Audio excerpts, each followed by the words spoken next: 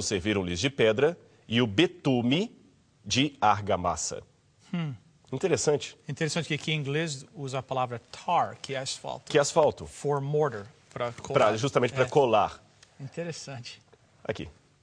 Então, num pequeno detalhe, eu vejo confirmada a descrição do que a Bíblia falou. Então, aquele depoimento que o autor do Gênesis me apresenta é um depoimento que está repleto de evidências testemunhais, de evidências materiais, testemunhais, outras pessoas contaram a mesma história, evidências materiais, como aquelas que eu encontro no chamado registro arqueológico. Dá para confiar realmente nessa história.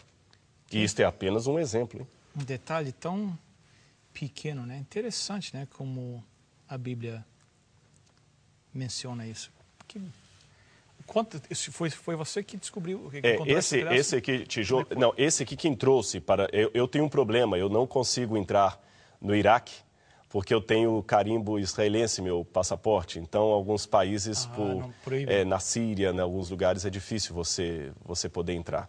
Mas esse aqui, quem nos doou foi o professor Paulo Bork, que trabalhou lá, e ele trouxe esses 2 pedaços lá para o nosso museu, que nós temos no Brasil, lá no NASP, o único museu de arqueologia bíblica da América Latina. O único? O único. Nós temos em torno de 300 peças, 90% delas originais, trazidas do Oriente Médio e esclarecendo todas com certificado de autenticidade e de autorização dos governos que permitiram.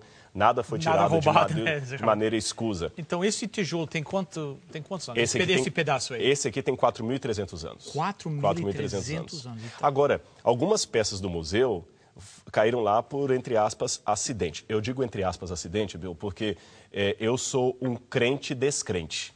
Eu vou explicar isso para o telespectador. Eu estou produzindo um livro no Brasil que o título dele será O Ceticismo da Fé. Porque às vezes é preciso duvidar para crer. Certo. É ler do engano achar que o ateu não crê em nada e que o crente acredita em tudo.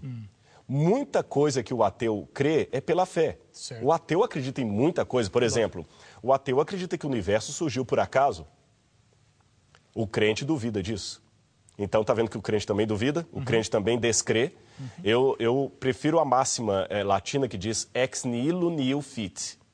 Do nada... nada se produz. Certo. Isso é verdade. Um monte de nada, mais um monte de nada é igual a nada. 0 mais 0 é igual a 0.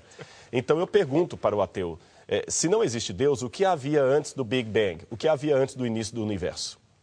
Alguns chamam de Big Bang, eu não vou aqui entrar no mérito da questão. O que havia antes do surgimento do universo? Se não havia nada, por que hoje há algo? Certo.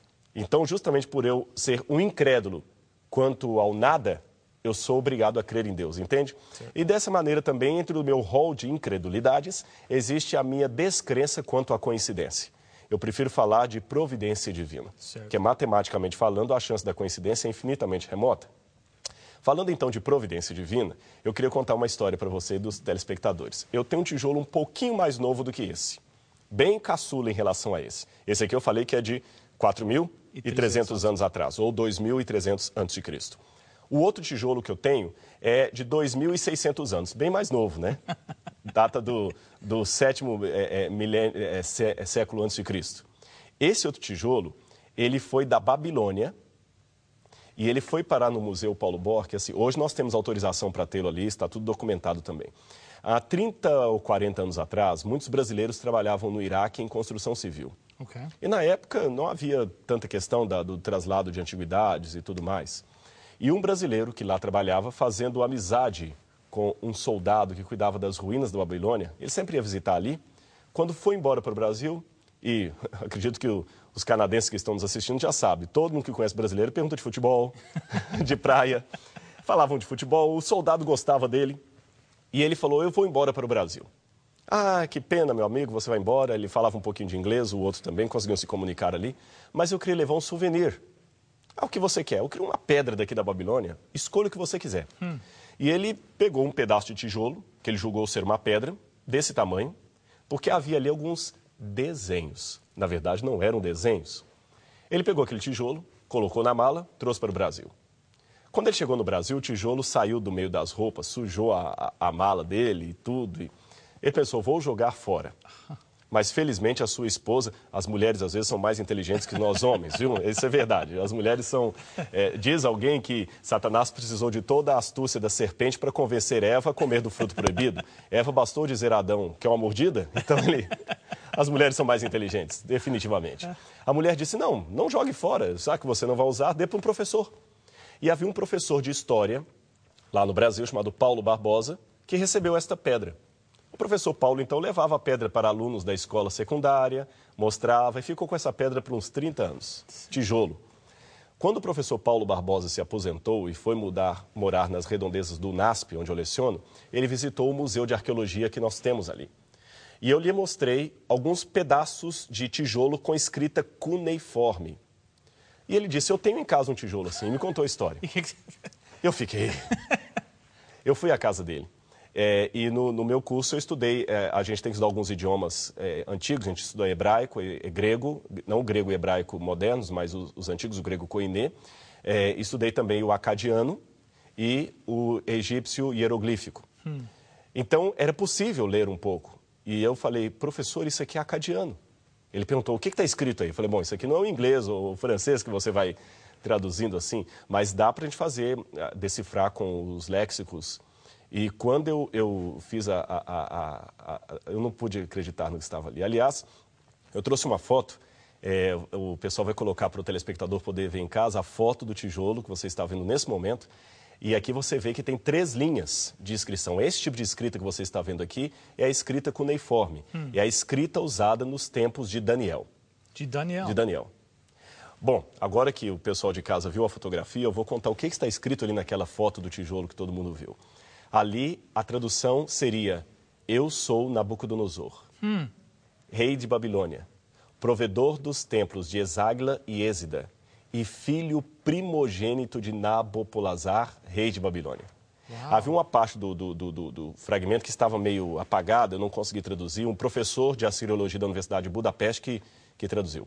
Por recomendação da minha esposa, porque eu também aprendo com a esposa, antes de divulgar isto, nós fizemos questão de pedir a confirmação de assiriologistas mais capacitados do que eu, que são especializados realmente, eu não sou especialista em assiriologia, pessoas que vivem disso, que confirmassem se a tradução estaria correta e todos confirmaram a autenticidade e a tradução. Essa pedra hoje foi doada pelo professor Paulo Barbosa, faz parte do acervo do UNASP, já está documentada, registrada junto ao governo, para que não tenhamos nenhum tipo de dificuldade, e está lá mais uma confirmação. Agora veja que curioso. Esta pedra fala de um personagem mencionado na Bíblia, Nabucodonosor. Até por volta do início do século XIX, as pessoas diziam que a Babilônia nunca tinha existido. Nós tínhamos ouvido falar essas coisas. Que Nabucodonosor nunca existiu, nada. Era tudo mito. Heródoto falava da Babilônia, e a Bíblia também, mas diziam é um mito. Se Babilônia existiu, aonde estaria uma cidade daquele tamanho? Até que Robert Coldway, seguido por Henry Layard, nos anos de 1815, depois 1839, depois 1899, começaram o processo de escavação e encontraram a cidade de Babilônia. Então, 1-0 para a Bíblia. Provaram que Babilônia existiu. Mas eles diziam, tá, Babilônia existiu, mas Nabucodonosor é um mito. Quando decifraram a escrita cuneiforme, em vários tabletes encontraram o nome de Nabucodonosor. E agora nós temos isso aqui também. Mas os críticos não descansavam. Depois que admitiram a existência de Babilônia, como diz a Bíblia, admitiram a existência de Nabucodonosor, como diz a Bíblia, eles negavam a existência de Belsazar. Belsazar, Bill, você deve saber, para o telespectador ficar mais ciente, segundo a Bíblia, o último rei da Babilônia. Foi durante uma noite em que Belsazar estava fazendo um banquete e profanando os utensílios sagrados do templo judeu, que Ciro e Dario vieram com as tropas medo-persas, invadiram a Babilônia e mataram o rei naquela noite. Aí eu tinha um problema. Quando descobriram a lista dos reis da Babilônia, descobriram que o último rei era Nabonido. Mas a Bíblia falava que era Belsazar. Nós tínhamos um problema duplo. Em primeiro lugar, nenhuma lista trazia ninguém chamado Belsazar. E a Bíblia apontava como rei. Segundo, o último rei era Nabonido, não teria outro depois dele. Então os críticos pensavam, tá, Babilônia existiu, admitimos Nabucodonosor, mas Belsazar é um mito da Bíblia. Até que, posteriormente, Talbot estava fazendo uma pesquisa em alguns tabletes que estavam no Museu Britânico, no porão do Museu Britânico. Aliás, até hoje existem centenas, talvez milhares de tabletes no porão do Museu Britânico que ainda não foram decifrados, por falta de especialistas, pelas condições às vezes ilegíveis que muitos deles se encontram. Novidades podem aparecer, mesmo durante o momento em que esse programa for ao ar. Interessante. Ele descobriu um tablete que ele traduziu como sendo a oração de Nabonido.